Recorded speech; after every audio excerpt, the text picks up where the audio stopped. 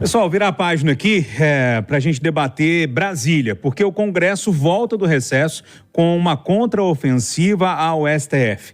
Decisões monocráticas, aval para investigações e mandato fixo para ministros devem entrar na pauta das casas do Legislativo em 2024. Expectativa também de embate com o Planalto, porque na pauta há 20 medidas provisórias, entre elas a que aumenta impostos na folha de pagamento de 17 empresas do setor, dos setores da economia. O Eduardo, a turma voltou lá, o Congresso contra-atacando o STF, também ali com pautas que não estão tão felizes assim, eles não estão tão felizes assim com o Planalto, e a gente vai ver o circo pegar fogo a partir dessa semana. Aquela Praça dos Três Poderes poderia ser chamada da Praça da Vaidade, interesse pessoal e confusão, né? Porque eles vivem se atropelando e a gente quer ficar de um lado e não tem jeito de ficar. Você quer escolher um lado, para que lado você vai? Por exemplo, quando o Congresso reclama das atitudes monocráticas, gente, não pode um só ministro, o Toffoli, dar uma canetada e tornar sem efeito 3 multas que totalizavam 25 bilhões de reais, com B de bola. Multas que foram aceitas pelos devedores e que fariam uns 4 metrôs do que nós estamos precisando aqui. Isso não pode. Mas aí, de outro lado, vê, por exemplo, a semana passada o Congresso estava votando se quem tem 70 anos pode ou não casar sem filho autorizar bens.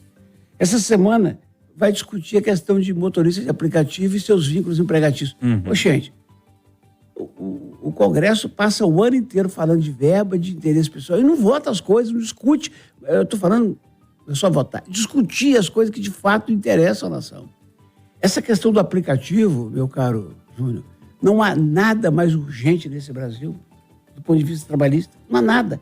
Porque você tem a chamada precarização do trabalho, você tem essa gente sem cobertura, você tem uma série de fatores. Isso mereceria 1 mês de seminários intensos durante o dia inteiro no Congresso e a votação de uma lei bacana. Você acha mesmo que se a força do Congresso, que tem 513 deputados e 81 senadores, não funcionar, que 11 ministros, cada um com suas ramificações, com seus escritórios e tal, você acha mesmo, Júnior, que vai sobrar alguma coisa positiva para o trabalhador de aplicativo depois desse julgamento?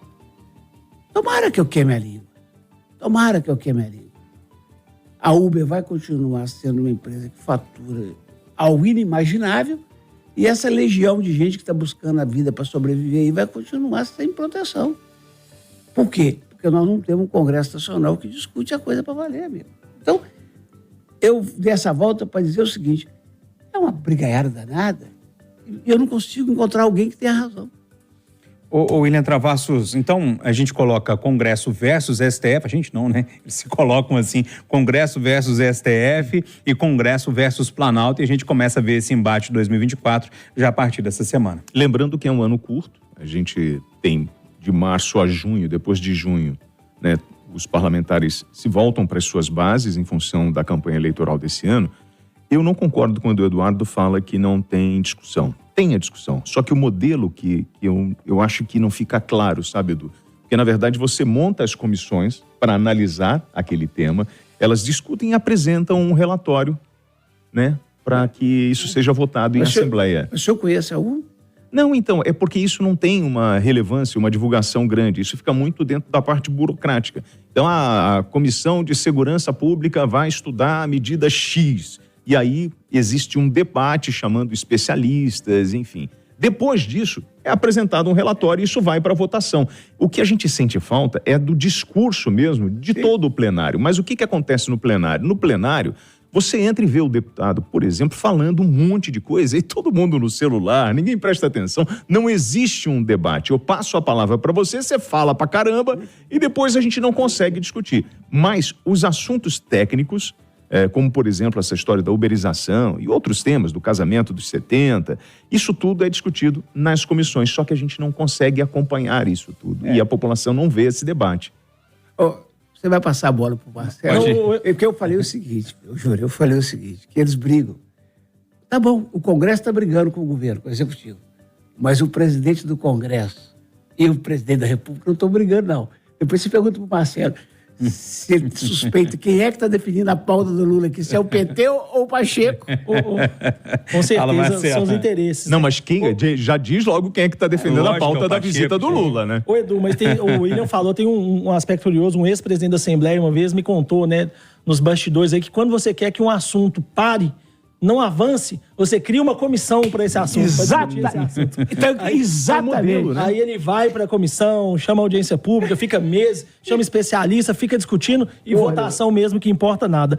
Mas, ô Júnior, você falou dessa questão do Planalto versus Congresso, né, e Supremo versus Congresso. E fica claro, né, nas últimas semanas o Lira não deu vários recados. E como que o Lira deu recados? Não participando de reuniões. Né? Então tem cerimônia, reabertura dos trabalhos no Supremo. Ele não vai. Foi o presidente do Senado, né, o Rodrigo Pacheco, foi o Lula, não foi o Lira. Aí agora, essa semana, tem a abertura dos trabalhos na Câmara. O Lula já avisou que não vai. Então tem esses recados. Agora, eu sinto falta de um pouco do embate entre Planalto, Executivo e o Supremo. Porque o Eduardo bem lembrou, uma decisão monocrática do Supremo tirou do governo federal 25 bilhões que seriam pagos por empresas que fecharam acordo de leniência. A JBS, né, a Odebrecht, agora Nova Honor, e o Planalto não reclamou. Então o ministro Haddad, que no fim do ano esperneou, gritou, xingou, pedindo a volta da oneração, né, pedindo o fim da desoneração para os 17 setores, ele falou, vamos ficar sem 16 bilhões em 2024. O Congresso não pode voltar com essa dívida, voltar com esse valor para os cofres do governo. O Toffoli, em uma canetada, tirou 25 bilhões. Por que será que o Haddad não criticou? Por que será que ninguém do Executivo questionou? Ô, ministro, a gente precisa ter o déficit zero esse ano. O senhor não pode tirar 25 bilhões assim em uma canetada. Só que aí talvez o governo federal, o governo Lula, não tenha o interesse em comprar brigas com o Supremo. Né? Deixa o Congresso e o Supremo brigar, porque aí o Palácio do Planalto acaba ganhando espaço com isso. Acaba ficando como mediador. E aí, voltando a falar do Lula, Eduardo, a gente acabou de ficar sabendo agora que o Lula não vem mais em Juiz de Fora. Né, tá mantida a agenda para Belo Horizonte, mas a agenda que ia inclusive ser uma cortesia para Margarida lá em Juiz de Fora, prefeita de Juiz de Fora, Margarida Salomão, foi cancelada. Parece que tá tudo sendo feito meio de improviso, né? Coloca uma agenda, tira uma agenda, não sabe o que vai anunciar. Algumas lideranças petistas até estão reclamando, né, da falta de informação. Vamos ver se hoje eles batem martelo. Tem um encontro agora do PT de Minas e depois de noite o presidente do Senado deve reunir com representantes do Planalto para acertar essa agenda. A visita é quinta, né, Marcelo? Era quinta, foi pra quarta, agora voltou pra quinta. Ô, Marcelo, você conversa com esse povo todo o tempo todo. Tem algum petista sabendo qual é a agenda já, não? Não. Tem um que tenta, né? Coitado do Rogério. Eles estão conversando, mas até agora tá um bate-cabeça danado. Você teria coragem de dizer, porque, se é que você sabe, que eu não sei se você sabe, por que passou pra quarta e voltou pra quinta? Agendas. A resposta oficial é conflito de agendas. Do Lula com o Pacheco. Mas você não disse quem é que tá. Você correu para dizer quem é que tá montando a agenda do Lula aqui em Minas. Ele falou, né, entre linhas ali.